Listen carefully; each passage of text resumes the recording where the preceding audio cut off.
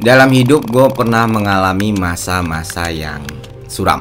Salah satu titik terendah dalam hidup gue. Saking rendahnya, di suatu hari gue sempat terlintas untuk melakukan hal yang sangat buruk.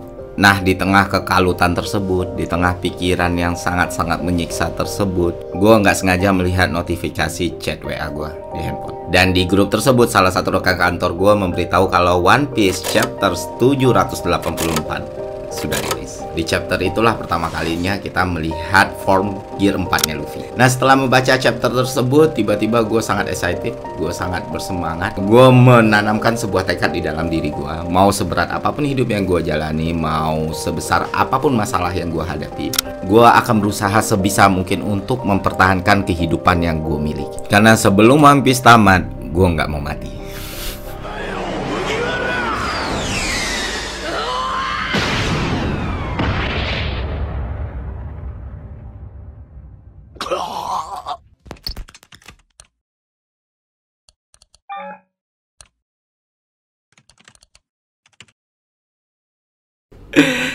Dan yang mengalami pengalaman seperti ini bukan cuma gue doang. Ya, One Piece itu adalah sebuah cerita yang bertahan 25 tahun lamanya ya. Gue kenal One Piece dari umur gue 7 tahun sampai gue punya anak 7 tahun. Jelas itu melekat dengan sangat erat bagi kehidupan gue sendiri dan kehidupan orang lain. Salah satunya yang gue temui adalah Mas Im, seorang mantan pecandu narkoba yang hampir kehilangan nyawanya karena adiksinya, berhenti kan barang-barang haram tersebut karena kesehatannya yang semakin memburuk, dan dia mencari alasan untuk tetap bertahan hidup. Dan salah satu alasan terbesarnya adalah menamati One Piece. Nah, cerita Mas Im ini dulu sempat beberapa kali viral karena memang sangat menginspirasi. Gimana sih situasi waktu itu dan kenapa sih Mas bisa terpelosok ke dunia itu, dan apa sih dampak buat hidup Mas waktu itu? Oke, tahun 90-an awal memang Indonesia umumnya memang sedang gencar sekali masuknya segala jenis drugs ya di dunia-dunia anak muda, dan itu tidak terkecuali di lingkungan saya. Itu memang situasinya saat itu 90-an itu agak sulit ya, jadi orang melihatnya berbeda dengan saat ini. Mungkin saat ini apalagi dari segi hukum ya udah jelas banget terang-terangan. Sampai dengan tahun 2000 awal tuh saya kencang sekali penggunaan. Seangkatan menggunakan tuh mulai banyak yang pertama ada yang meninggal, kedua ada yang di dalam, tinggal paling sisa saya dan beberapa orang lagi yang saya pikir this is the time, tinggal saya mencari apa sih ini yang kira-kira bisa mengalihkan perhatian saya. Gitu. Nah, mulai deh saya berpikir, oh iya, dulu saya nggak seperti ini. Dulu saya ada hal-hal lain yang bisa diminati saya dalam kehidupan, seperti balik lagi ke hobi-hobi saya dulu, hobi manga, anime, game, mungkin ya, untuk bisa mengalihkan perhatiannya. Pengalihan ke One Piece itu di 2009 atau 2010-an, dan itu memang worth it banget. 10 Marineford ya, Mas? Iya, benar sekali. Itu yang bikin saya tertarik banget. Dari 90-an saya udah kenal ya kan, memang ditayangkan juga ya. Tapi ketertarikannya itu yang utama, selain memang momentum saya mencoba memberhentikan narkotika segala macam, sama mencoba mencari pengalihan yang lain, itu ya itu. Gue pertama kali kenal One Piece itu di usia gue 7 tahun, seperti yang gue bilang tadi, di tahun 1999, dan bukan melalui manga Pak, tapi melalui anime yang tayang di layar kaca TV Nasional Indonesia saat itu. Ya, RCTI. Jam 9 pagi, hari Minggu. Nah, dari sejak itu, selama 23 tahun lamanya, gue konsisten ngikutin One Piece, dan perasaan gue tentang One Piece masih tetap sama. Dari sejak umur gue 7 tahun sampai gue punya anak umur 7 tahun. Dan gue selalu menantikan tiap minggu untuk chapter-chapter terbarunya.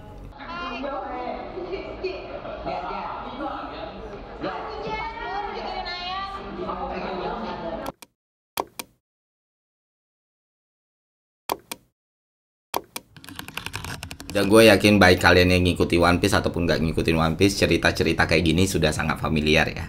Pertanyaannya adalah, kenapa One Piece begitu istimewa? Nah, One Piece itu berangkat dari sebuah premis yang sebenarnya biasa banget Seorang pemuda berpetualang menjadi bajak laut untuk mencari harta karun legendaris. That's it. Walaupun premisnya biasa aja, tapi tema bajak laut itu sendiri adalah tema yang sangat baru di dunia manga Jepang, karena belum ada orang yang ngangkat tema soal bajak laut ataupun soal kemaritiman. Itulah kenapa Eiichiro Oda, sang mangaka, dianggap orang yang sangat berani karena melakukan hal tersebut. Makanya One Piece nggak langsung boom waktu itu, karena emang masyarakat Jepang perlu proses untuk mencerna cerita dan tema yang diangkat oleh Eiichiro Oda ini. Nah, selanjutnya kalau kita bahas soal metode naratifnya, One Piece juga biasa-biasa aja. Sebagian besar saga One Piece itu menggunakan metode struktur 3 babak, yang mana ada build up atau set up, konfrontasi, resolusi, gitu-gitu aja terus. Cuman ya di Wano Kuni ini Oda sedikit bereksperimen, dia menggunakan struktur 5 babak. Nah, premisnya biasa, struktur naratifnya juga biasa. Terus kenapa One Piece ini begitu spesial? Karena konten dan substansinya, Pak. Pertama, dari awal kita tahu manga ini judulnya One Piece. Tujuannya pun mencari One Piece. Tapi kita tidak punya informasi apapun soal One Piece itu sendiri. Bahkan setelah 25 tahun, informasi yang kita miliki soal One Piece itu sangat-sangat minim. Harta yang ditinggalkan Golden Roger di sebuah pulau yang namanya Love Tale. Udah, itu doang. Bentuknya gimana, jumlahnya berapa, kenapa itu istimewa, itu tidak pernah dijelaskan sama sekali sampai detik ini. Alias masih menjadi misteri. Tapi orang-orang nggak protes, orang-orang nggak murka. Karena Oda selalu berhasil menghasilkan kisah dan cerita yang menarik dan berbeda-beda di setiap saganya, sehingga kita sampai lupa esensi sebenarnya dari manga ini. Walaupun kita lupa, Oda terus-menerus memaintain rasa ingin tahu kita soal One Piece itu sendiri. Itu adalah salah satu contoh paling dasar. Dan Oda juga membuat dunia One Piece itu benar-benar mirip dengan dunia yang kita tinggali. Semua soal kebenaran, kebajikan, kebaikan, kebatilan, kejahatan, kesalahan, itu dinilai dari berbagai perspektif, baik subjektif, objektif, maupun konteks.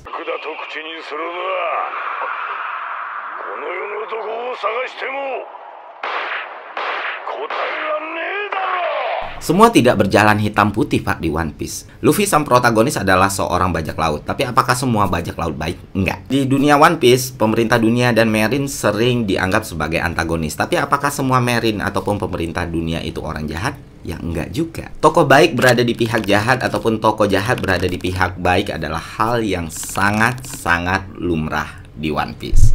Dan cerita One Piece sendiri itu kaya akan referensi yang mengacu pada kejadian, pemahaman, ataupun situasi yang benar-benar ada di dunia nyata. Sistem pemerintahan, ideologi, politik, sosial budaya, pop culture, humaniora, sejarah, konflik sosial, dan lain sebagainya. Semua hal ini terangkum dengan begitu apik dalam cerita One Piece. Ya, kita bisa mengenal apa itu kapitalisme, kita bisa mengenal apa itu monarkisme, kita bisa mengenal apa itu feodalisme, kita juga bisa melihat apa itu fasisme, kita juga bisa merasakan liberalisme, anarkisme, dan lain sebagainya.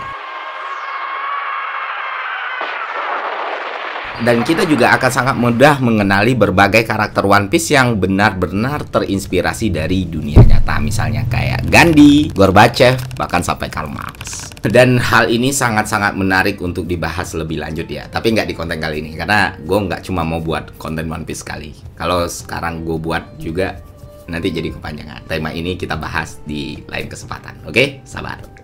Al konflik sosialnya pun One Piece benar-benar tajam, Pak. Misalnya soal isu rasisme ya. Di sini isu rasisme itu tidak dibahas kulit luarnya doang. Tidak sekedar perbedaan ras dan warna kulit. Tapi ironi dan kontradiksi di dalamnya juga ikut dibawa oleh Eiichiro Oda. Misalnya kayak kisah Fisher Tiger, seorang fishman legendaris yang membebaskan semua budak di Mario-Hoa tanpa memandang ras dan suku yang mereka miliki. Jadi semuanya dibebasin oleh si Fisher Tiger ini. Dan ketika bebas pun Fisher Tiger berperilaku adil kepada semua ras. Dia bahkan menyelamatkan anak manusia bernama Koala dari kekejaman perbudakan yang dilakukan oleh sesama manusia. Suatu hari Tiger terluka parah, tertembak di banyak tempat dan dia harus kehilangan banyak. Nah, ketika dia kehilangan banyak darah, satu-satunya solusi untuk menyelamatkan hidupnya adalah transfusi darah. Dan sayangnya semua kru manusia ikannya tidak memiliki darah yang sama dengan beliau. Satu-satunya yang punya darah yang sama adalah manusia. Nah, di sini Tiger menangis. Kenapa Tiger menangis? Karena situasi tersebut membuat dia mau tidak mau mengakui kalau dia sendiri masih memiliki kebencian terhadap manusia. Dia tidak sudi darahnya dialiri oleh manusia. Dia tidak sudi untuk hidup karena bantuan manusia yang sudah memperbudak dia bertahun-tahun. Tiger berusaha untuk menyingkirkan diskriminasi dan kebencian kepada rasnya dia, yaitu manusia ikan. Tapi di satu sisi, Tiger sendiri masih menyimpan kebencian itu ke dirinya sendiri. Ini dalam cuy, dan ini menampar kita semua. Kayak lingkaran kebencian yang gak ada putusnya cuy. Dan itu yang benar-benar terjadi di dunia kita sekarang. Dan akhirnya, Fisher Tiger pun harus meninggal karena luka tersebut. Oda itu pria 47 tahun, introvert, pemalu, perokok berat, suka begadang, dengan gaya hidup yang tidak sehat. Sulit mencari dokumentasi hidupnya, sulit mencari fotonya yang paling update. Kan ketika melakukan wawancara di televisi ataupun di internet, Oda selalu minta untuk mukanya ditutupi. Gokil ya. Dan beberapa foto yang tersebar di internet yang bilang itu Eiichiro Oda, itu ternyata hoax, itu bukan Eiichiro Oda. Yang sering kali muncul kayak foto ini itu Eiji Aonuma, seorang desainer games. Dan tak kenapa beliau sering diidentifikasi sebagai Eiichiro Oda.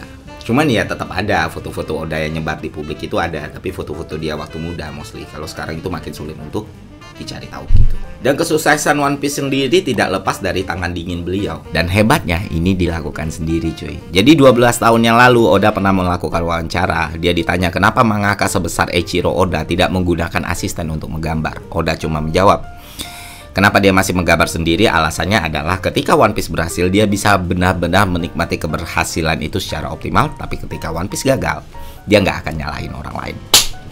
Gokil cuy. Statement Oda itu sangat-sangat besar pengaruhnya bagi diri gue, termasuk cara gue nge-YouTube. Itulah kenapa gue nggak punya editor ataupun tim produksi sampai sekarang. Salah satunya ya karena Eiichiro Oda. Alasan yang lain karena gue pelit aja sih. Secara desain, Oda nggak pernah bikin satu karakter itu hampir banget 100% sama. Bahkan karakter-karakter nggak penting pasti dibikin berbeda sama dia tuh di satu panel ya kan. Terus jarang dia bikin panel yang kosong.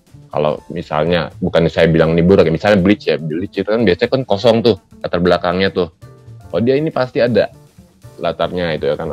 Entah ada apa infrastruktur apalah dia gambarkan itu kan. Jadi nggak terlalu bikin monoton. Lalu Oda juga ahli dalam melakukan foreshadowing. Ini yang bikin orang-orang kagum. Oda sangat terperinci dan detail dalam memberi clue. Hal yang kita lewati atau anggap tidak punya arti apa-apa hari ini bisa jadi sangat penting 10 atau 15 tahun lagi. Dan ini benar-benar terjadi Pak. Dan ketika terjadi kita cuma bisa bilang anjing iya ya. Kayak Rayleigh, sang raja kegelapan. Dari chapter awal itu udah keluar beliau ini. Tapi kita nggak dikasih tahu namanya, kita nggak dikasih tahu krunya, kita juga nggak dikasih tahu background ceritanya. Kita cuma dikasih gambar bapak-bapak jenggotan gerigi ngejitakin Bagi sama Shanks. Udah, kita bahkan nggak tahu itu kru Gold the Roger gitu. Nah, baru 10 tahun setelahnya, chapter itu kan ditulis tahun 98 ya. Baru tahu 10 tahun setelahnya, tepatnya 2008, kita diperkenalkan dengan Rayleigh, sang raja kegelapan. Dan ketika kita balik ke chapter awal tersebut, kita akan melihat desain karakter yang sama. Artinya, Oda sudah mempersiapkan karakter ini selama 10 tahun. Dan hal-hal seperti ini sangat-sangat lumrah terjadi di One Piece. Inilah yang membuat komunitas dan fanbase-nya semakin tumbuh. Karena kita nggak cuma membaca cerita Oda, kita membaca alur pikir dan clue-clue yang berusaha ditaruh Oda di setiap chapter. Dan yang baru-baru ini hangat dibicarakan ya soal formasi Yonko yang baru, yang ternyata 20 tahun yang lalu, tahun 2002 udah Oda kasih clue-nya di cover manga One Piece volume 25. Dan foreshadow ini biasanya Oda munculkan di situasi-situasi yang tidak terduga, di pembicaraan konvensional, di dialog yang kasual. Bahkan Oda tidak ragu menggunakan cover, sampul, komedi relief untuk memberikan clue kepada pembaca. Selain itu, Oda juga membuat One Piece menjadi manga yang sangat humanis dengan segala keindahan, kompleksitas, dan kerapuhan makhluk yang bernama manusia. Di salah satu adegan paling favorit gua, setelah Marineford ya, dimana Garp balik ke kampung halaman dan bertemu sama Dadan. Terus ketika bertemu dengan Dadan yang ngamuk, Dadan mukulin Garp. Dia kesal, kenapa dia kesal? Karena Porgas the Ace, anak yang dia asuh dari kecil, yang udah dia anggap anaknya sendiri, harus meninggal di peristiwa tersebut. Dan dia tahu Garp ada di situ. Dan dia kesal Garp tidak melakukan apapun. Dan sangat-sangat manusiawi kenapa Dadan kesal, karena dia adalah satu-satunya sosok ibu yang selama ini dimiliki oleh Luffy ataupun Ace gitu. Nah, ketika dia menghajar si Garp yang notabene salah satu karakter paling kuat di One Piece ya, itu cuma diam. menerima semua pukulan Dadan dan tetes air mata si Dadan. Dan ketika gue membaca ini atau menonton scene-nya di anime, gue nggak pernah bisa menahan diri gue untuk nggak nangis. Karena ini dalam banget, Pak. Ini cerita soal nyawa, seorang ibu, seorang keluarga, pekerjaan, dan lain sebagainya. Dan hal-hal seperti ini yang sering kita temukan di kehidupan kita sehari-hari. Wow. Kita semua pasti tahu kan kalau di MCU itu ada konsep yang namanya universe gitu kan, multi-universe, dan itu oke gitu. Nah, di One Piece lebih keren lagi, Pak. Sebanyak apapun universe yang dimiliki oleh Marvel, ceritanya berjalan linier.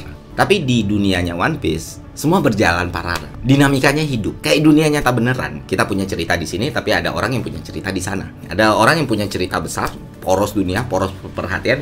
Ada yang sama sekali nggak diperhatikan.